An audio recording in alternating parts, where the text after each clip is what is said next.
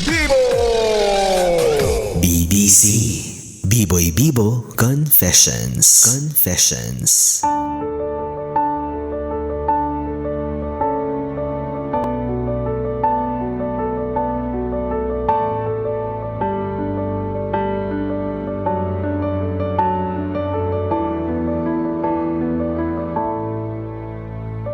Anong pinagsasabi mong sorry na pwede ba?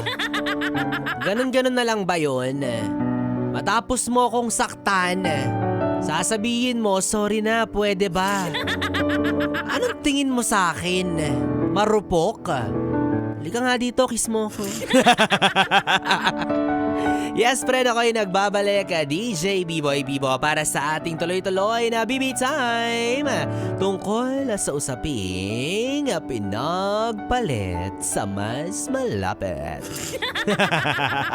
Mas malapit ba yung Paranaque sa QC pag galing kang Makati? Di ko alam eh, pero parang oo, no? Parang mas mabilis makapunta, ano ba?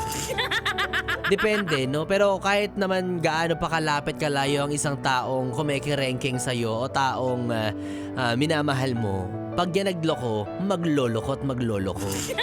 Diba? Kaya kanina no, napakinggan natin mga yes-friend ang sulat na ipinadala sa atin ni Clarice para sa kanyang ex-boyfriend na si Adrian. Si Adrian na naglamierda sa Maynila at doon nakahawak o nakahanap ng chika bebe niya. Oo, diba? So going back sa story, no? Para sa mga hindi nakapakinig kanina, si Adrian at si Clarice po ay magjowa mula sa Pangasinan. Kaya lang kalaunan si Clarice ay kinakailangang magpunta sa Maynila para magtrabaho at syempre si Adrian siguro niya na-miss niya si Ate Klang. Si Ate Clarice sumunod din siya ng Maynila. Oo, pero yun nga lang hindi sila magkasama daw sa bahay kasi hindi pwede kasi nakatira si Clarice sa bahay ng kanyang ate or kuya ba yun, basta panganay na kapatid. At si Adrian nakatira sa Makati. O, 'di ba? Tapos nakahanap si Adrian ng trabaho sa Paranaque at dun siya nakahanap ng bago niyang babae. Aroy, Sait. Totoo nga yung sinabi ni Clarice doon na akala ko ba naman pumunta ka ng Maynila para sa akin. Yun pala meron kang balak ibang atupagin. Oo, no, nakakainsulto na ano ba? Pinuntahan mo ako dito tapos yung pala yung magiging rason. Parang magwakas yung ating relasyon. At sa dulo anong mapapala mo? Anong napala ni Adrian? Wala, nga. Though nagkaanak siya, hindi ko alam kung masaya ba siya or kontento na siya, pero parang hindi. Dahil sa dating or sa side ng story ni Clarice, bumabalik si Adrian. Nagpaparamdam. Nagpapakita ng motibo na para bang tayo na lang ulit. Nek-nek mo! Gagawin mo pang stepmother tong si Clarice. Gagawin mo pang nanay agad, instant agad-agaran, walang ire-ire. Matapos mong lokohin at mag-anak sa ibang babae, di ba? Babalik ka na lang na parang walang nangyari, no? At buti na lang matalino to si Clarice para hindi natanggapin muli si Adrian sa buhay niya. Dapat lang. Buti na lang hindi ka marupok. Buti na lang hindi masyadong malambot yung puso mo to accept the person who hurt you. Kasi kung ako man din, hindi na. Kasi kung gaano mo ako kadaling ipinagpalit, hindi ka naman ganun makakabalik agad-agad at ganun kadali sa buhay ko. Hindi yan parang trial and error na iiwan mo ko tapos titignan mo kung okay yung ipapalit mo tapos kapag hindi, babalik ka uli. No. At sa dulo, nagsisisi si Adrian. Yun naman talaga yun di ba? Kahit hindi natin diretsong sabihin na nagsisisi siya sa malamang. Yun nga lang, huli na. Buti na lang huli na. Buti na lang hindi na pwede pa kasi ang kapal naman ng mukha mo kung babalik ka pa.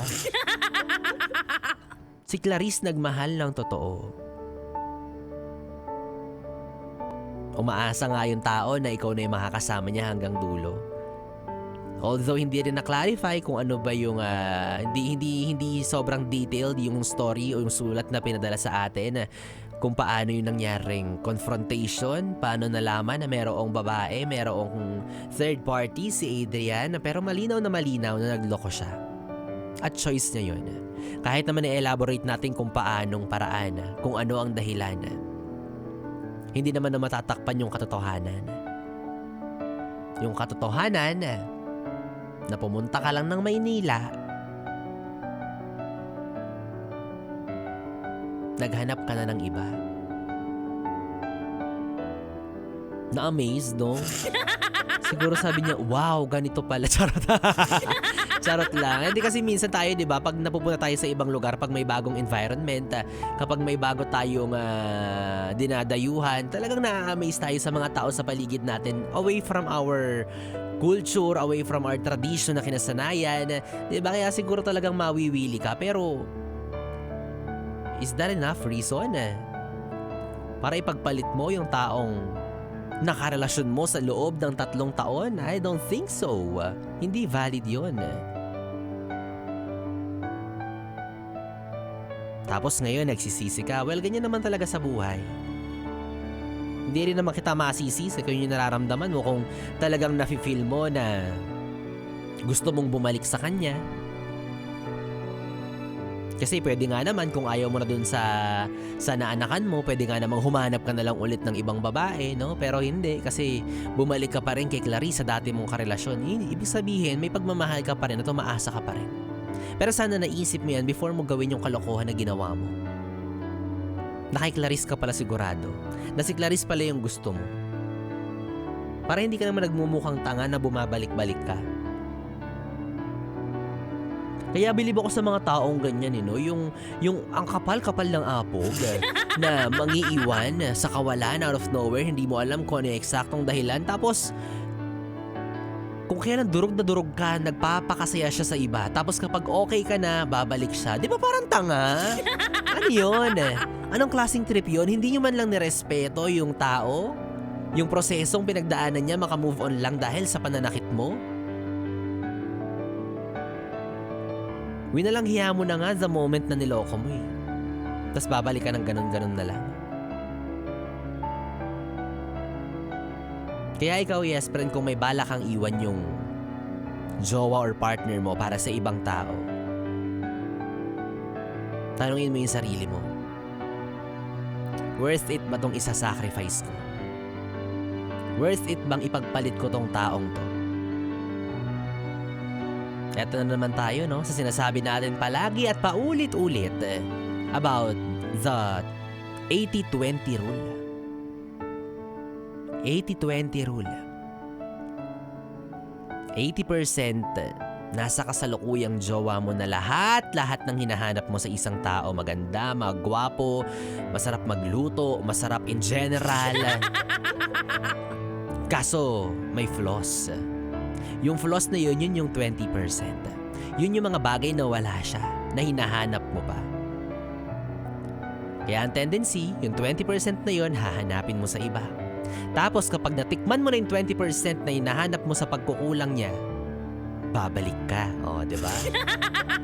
Ewan ko sa'yo. Ako medyo vovo ko sa math, pero alam kong mas lamang yung 80 sa 20. Hello? Kung papipiliin ako, mas pipiliin ko yung 80 sa 20. Aanin ko naman yung 20 kung kulang naman ang 80. Doon ako sa 80. Kasi ang kulang lang 20. Diba? Basic math. Ano ba? Hindi nag-iisip. Hindi nag-think.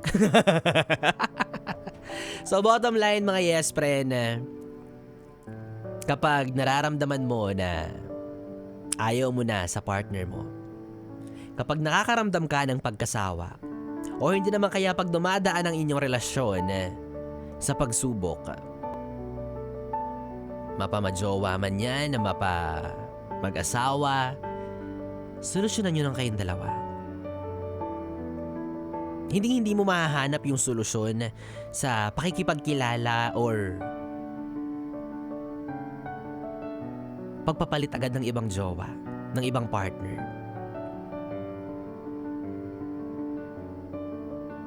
Kasi sayang eh. Ang daming nasasayang. Oras, pera, pagmamahal, at yung pinakilala ka sa pamilya, di ba? Ay, yan. Laking kawalan yan. Yung tipong pinakilala ka sa pamilya, buong relasyon ninyo, kilala na siya, dinadala mo siya sa bahay ninyo. Tapos, di ba, 3 years. Ibig sabihin, 3 Christmas ang pinagdaanan ninyo, tuwing taon-taon. Tuwing Pasko, nandun siya sa inyo, tapos isang araw wala na? Ano sasabihin ng tita mong intrimitida niyan? Paano may papaliwanag yan? Uy, asan na yung jowa mo? Asan na si Adrian? Wala na, tita. Nandun na, sa makabilang bahay. Nakatikim ng mas masarap na pechay. Ganon. At ang lagi nating reminder mga yes friend kapag may nararamdaman tayo, whatever it is, may it be like happiness, sadness, fear,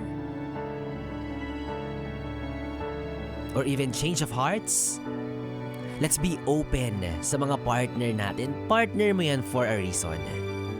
May dahilan kung bakit mo siya piniling mga kaibigan.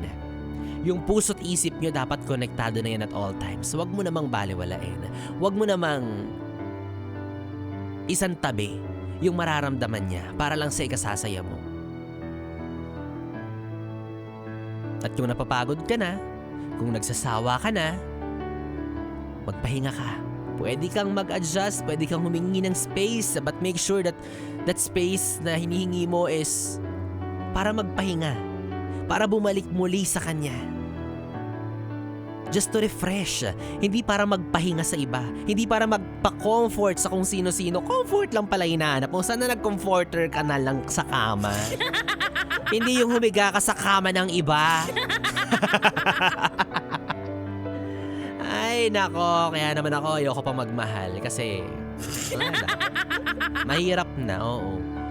Baka kainin ko lahat ng sinabi ko. Ako pala yung Charot lang. Wala anyways mga yes friend, 3 oras na BB time ang ating pinagsamahan. Nakapiling niyo po ang BB niyo sa radyo, ang DJ na mabilis bumayo ang dila sa mikropono. Ako po si DJ B-Boy, B-Boy, Bibo. At eto mga yes friend, kung meron din kayong gustong sulatan, sabihan ng inyong nararamdaman pero hindi nyo direktang makausap ng masinsinan sa akin, nyo na po ipadaan yan para sa ating BBC or B-Boy, Bibo Confessions. Send nyo lang po ang sulat sa isang tao na gusto ninyong makausap sa aking Facebook page, Facebook Messenger at DJ B-Boy Bibo, DJ B-I-B-O-Y B-I-B-O. At malay mo, sulat mo na ang susunod na babasahin ko sa radyo. Muli ito po ang BBC or B-Boy Bibo Confessions. Yes friend, magkasama at magkarinigan tayo muli bukas, araw ng Sabado. Oo!